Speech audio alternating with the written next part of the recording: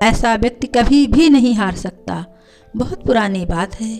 एक जंगल में एक गुरुकुल था जिसमें बहुत सारे बच्चे पढ़ने आते थे।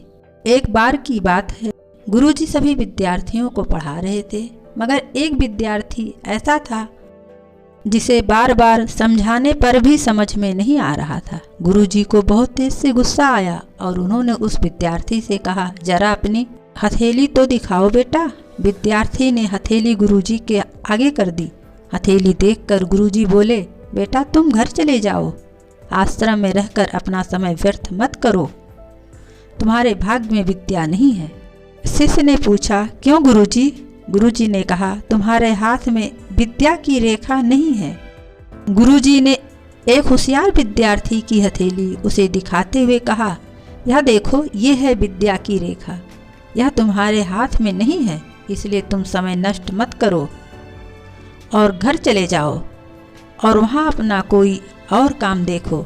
यह सुनने के बाद उस विद्यार्थी ने अपने जेब से एक चाकू निकाला जिसका प्रयोग वह रोज सुबह अपनी दातून काटने के लिए करता था।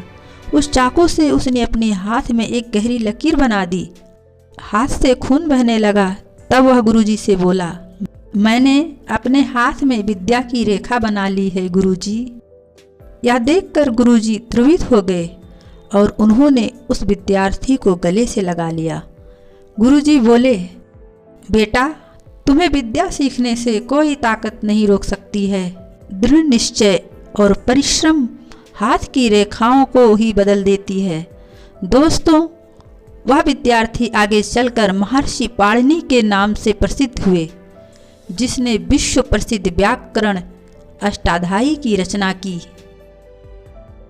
इतनी सदियां बीत जाने के बाद भी आज 2700 वर्षों बाद भी विश्व की किसी भी भाषा में ऐसी उत्कृष्ट और पूर्ण व्याख्या का ग्रंथ अब तक नहीं बना।